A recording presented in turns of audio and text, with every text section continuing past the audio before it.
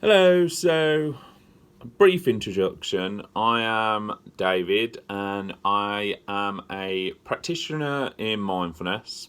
I am a spiritual counsellor and I am a hairdresser. I'm a man.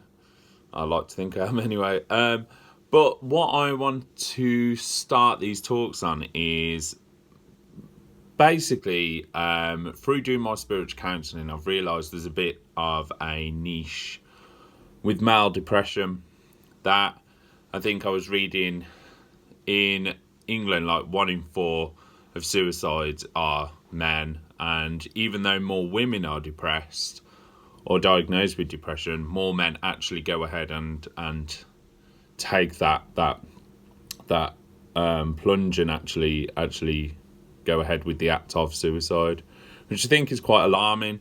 And after going through depression myself, I've realised this is quite an important thing to address. There's a few subjects surrounding this, and I like to think mindfulness is an amazing tool. It's something I practice every day because it works for me.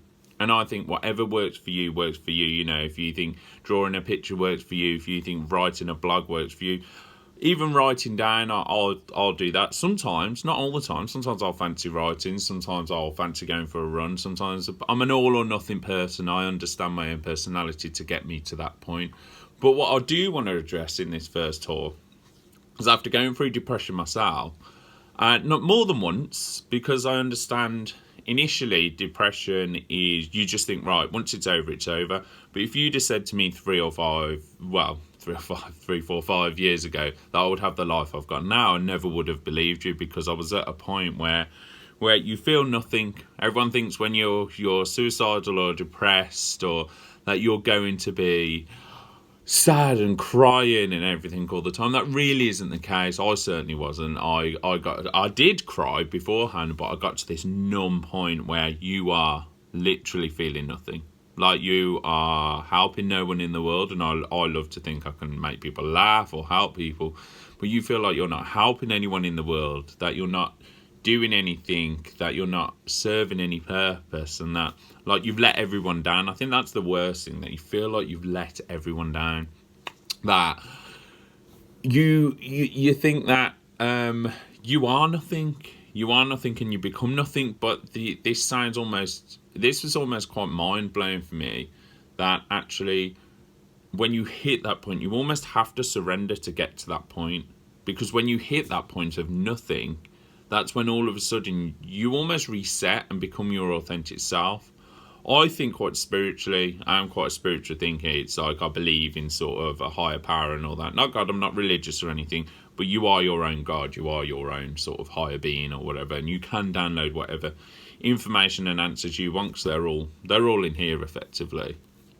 And that's how I like to sort of, whether it's called reassurance or feel better, it helps me, and that's my way. But I think sometimes we are encouraged, and what I wanted to address today is how positive thinking isn't always positive. It's bizarre, because almost coming to terms with your feelings, accepting that actually today I feel quite angry, today I feel quite sad. For example, I went through a breakup recently. Breaking up is like a grieving process. So the first week I was very angry, and I sat and acknowledged. I used to always block out my feelings. So I never spoke about feelings when I was young. I never gone, oh, I'm angry, or oh, I'm sad. And I couldn't understand, because I was always trying to tell people what they wanted to hear. In the end, my emotions weren't authentic, because I was a bit of a people pleaser. I was a bit of someone that I thought people needed me to be, which ultimately in the end becomes exhausting, and you get to this point of nothingness. But I think with positive thinking, I think what happens is you're not acknowledging how you are currently thinking. You're not going, okay, I am sad, I am angry. Like, for example, like I said, sorry to flip between, this is what I do. But when the first week I was angry after the breakup, then the second week I was sad, and now I'm at a point of acceptance. I know that seems quite quick, but it's a long story. When you hit that point of acceptance, you might go back to angry, you might go back to sad, but just knowing that these feelings pop up, I think is important. And then ultimately, but paradoxically, however you say, you then become positive about how you're thinking about being angry or how you're thinking about being sad, because you've noticed it and you've acknowledged it, and you're almost pleased that you've done that because you haven't avoided it, and then it doesn't ruin your day. I think positive thinking, what it does, and it does work for some, I get that, but I think what I find happens with it is you completely mask. You go, well, and then ultimately you've added another layer of depression, because if you are not thinking positively, then you beat yourself up about that, and you go, I'm not thinking positively, oh no, and then you're not even dealing with everything else that's going on in your life because you're too busy dealing with trying to think positively, which can buy you a bit of time with dealing with your depression in it. And your mind, like when you do alcohol and drugs, your mind's always trying to protect yourself and buy you some time before having to deal with the trauma of what it is you're going through. But I think with positive thinking, it sometimes can be, because with mindfulness and some of the spiritual practices I've done, it is all about positive thinking, but I was like, but sometimes I don't think positively. And I think that's okay. Like, it's okay. I'm having a bad day. But I almost recognise it, have a bad day. I do meditate on that as well. So I will sit and I will go into myself. And I don't switch off, because I think with meditation, the point is, yes, they say to switch off. And well, I think sometimes the stress of trying to switch off makes it harder to switch off. So, another paradox, I think. So I think what I want to try and address is that positive thinking isn't always positive. Actually acknowledging your feelings is the key to being happy and being positive, because I think once you've acknowledged your feelings, you ultimately become positive about those feelings, because they don't ruin your day, they don't take over, they don't take control. I know this is easier said than done, and it's something I've spent a lot of years working on and getting to a point of working on. But I think, and it's only my personal experience, opinion, but if I can reach out to sort of even one guy that's kind of roughly, that's going through something that, I like to think I've lived quite a varied life. I was brought up on a council estate in like not far from Birmingham, England. I've been out with different various kind of classes of people, so to speak, and I've just got to a point where ultimately I was always searching for another part of me in everyone that I was having these relationships with, and when actually all you're ever searching for is, it sounds cheesy, the love for yourself and the acceptance of yourself. It was I used to hammer the gym and go to the gym all the time, and it was like all these things. I've drank a lot, I've taken lots of drugs, I've done, I just wanted to be as honest as possible when making this video. And I was sitting reading a book by Matt Haig, and it's about depression.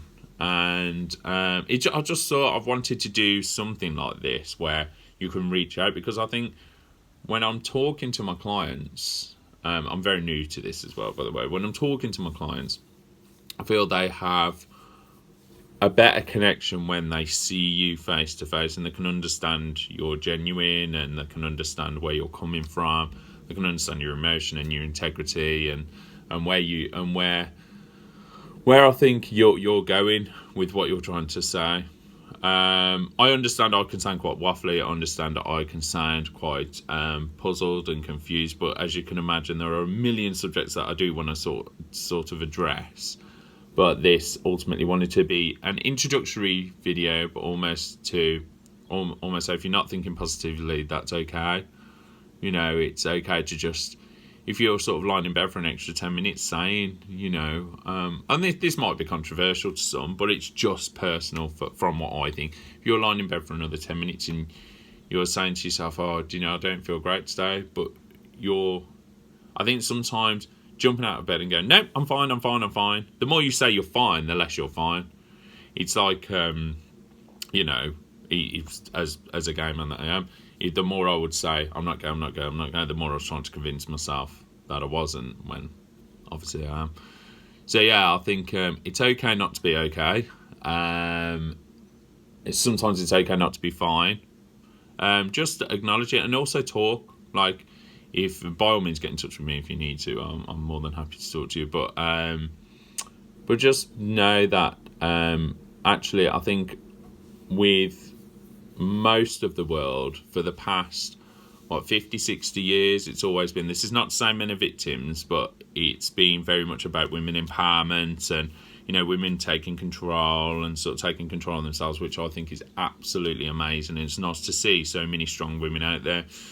But then on the other side, it's like men are still in the dark ages about dealing with their emotions and dealing with their feelings and dealing with just talking about it, just talking. Here's an example. I tried to set up a male Men Talk 2 group for men that wanted to just come and discuss their feelings, and no one turned up. And I get that's okay. Like, I understand why. It's because it was possibly too serious, too much too soon. It's a bit of a taboo subject still, even though it's becoming a lot more prevalent, even me making this video being so. But it's very much needed, I think. And I think men do need to talk. And I think being a man, I like to think I'm relatable. Bowman's tell me if I'm not. But being a man, talking to another man, I think helps. Because I think the fundamental thing with a lot of counselling is not to relate to your client. But I think the way through what I've done through barbering and hairdressing, I've found that actually if I relate to my client in the chair, all of a sudden you see their guard drop. And you see that they get you and you get them and they open up. And I think that's important. So anyway, I hope this video reaches some of you well and you get something from it. If this is my first, it could be my only video, but if you want, I'll do something else, another video, and address anything that anyone wants to. Because I know I wanted to make these videos, but I wanted a direction to go in. So yeah, there's a lot more I could talk about myself, of course, as we all could, but I won't, unless, of course, that's what you want. So yeah, I bid thee farewell. And have a good day, everyone. Just remember, today's a new day, and it's a beautiful one out here. Actually, it's the sun's shining. It's -5. I do love the winter, and I think there's another thing when you kind of come out of what it is you're feeling. Sometimes even a rainy day can seem positive. So we'll all get there.